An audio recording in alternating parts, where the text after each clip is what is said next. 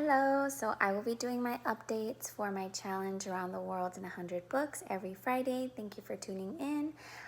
As you know, the first country I picked was Chile, and the book I read was The House of Spirits by Isabel Allende. I really liked this book.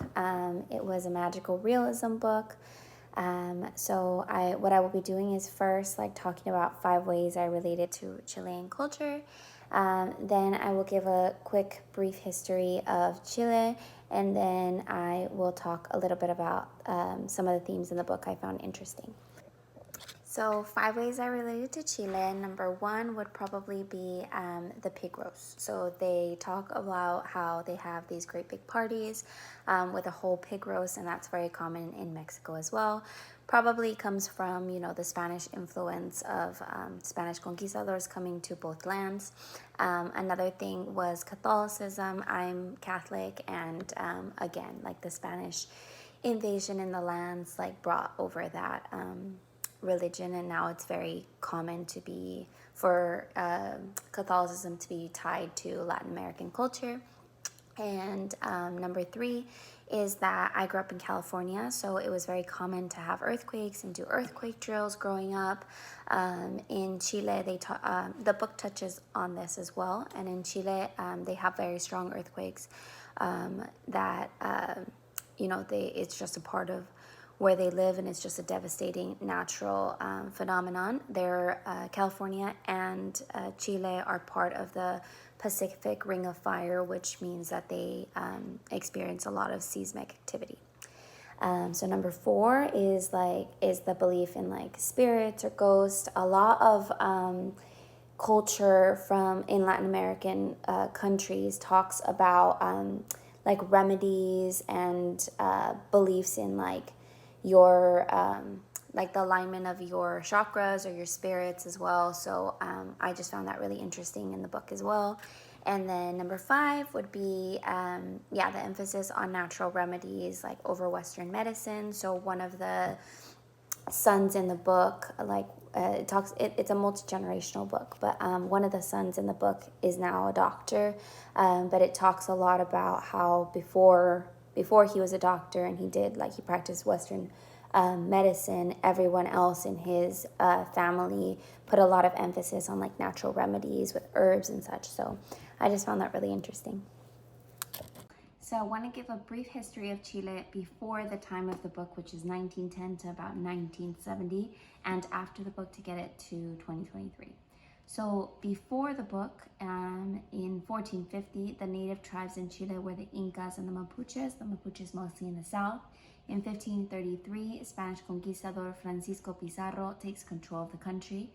In 1808, French Emperor Napoleon invades Spain, dethroning King Ferdinand VIII, which allows the Chilean people in September 18th of 1810 to uprise and want independence from Spain.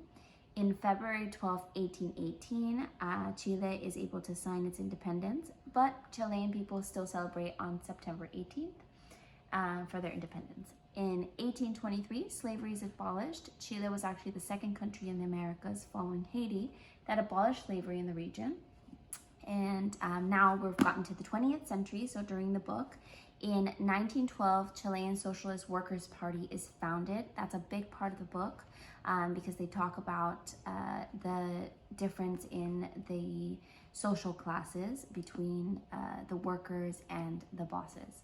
And in 1926, there's an economic and political crisis. In 1945, Chilean poet Gabriela Mistral is awarded the Nobel Prize for Literature. In 1949, women win the right to vote. That is also a big part of the book, that they talk about how women struggle in the context of Latin America, in the context of this time period as well. And in 1970, the left-wing coalition Popular Unity, led by Salvador Allende, which is the actual author's uncle, scrapes the victory as Chile's first socialist president. And now we've gotten to after the book. In 1973, there's a military coup that leads to General Augusto Pinochet taking power. Thousands were tortured and murdered, and he led for 17 years until 1990. He's very well known for his free market policies. In 2006, the first woman president, a socialist, Michelle Bachelet, is given the presidency. In 2010, a right-wing candidate, Sebastián Piñera, defeats former President Eduardo Frei in a presidential election, ending 20 years of rule by the left-wing Concentration Party. That is also when an 8.8 magnitude earthquake hits. It is the biggest in 50 years in the country.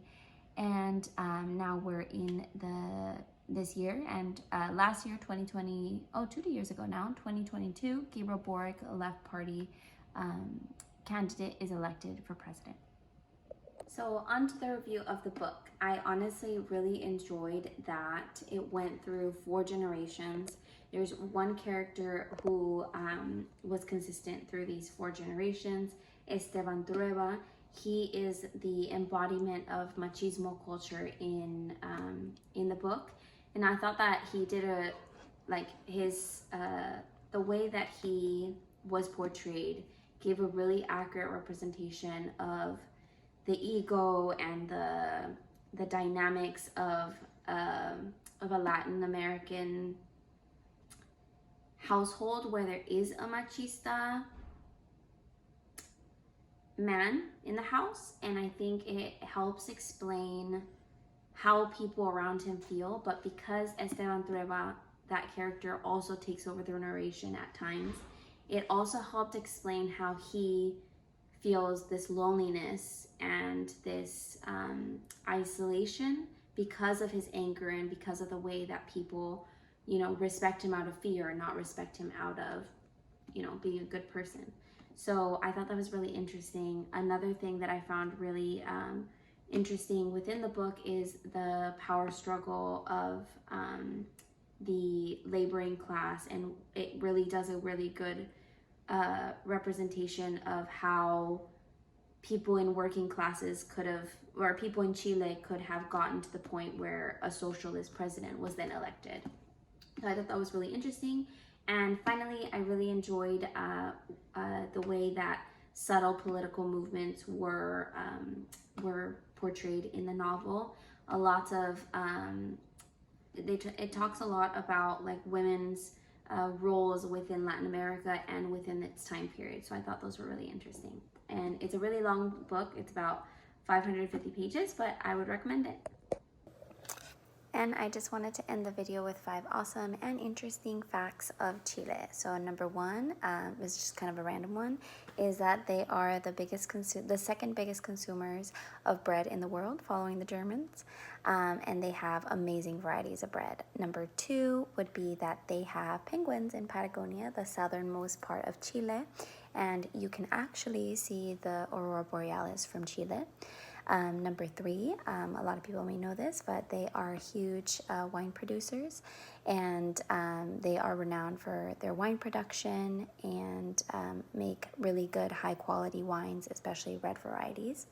Number 4 would be that because they have such a long north to south stretch, they encompass a lot of really interesting climates and landscapes. They have the driest desert in the world, the Atacama Desert, in the north, and number 5 is that they also have icy fjords of Patagonia in the south.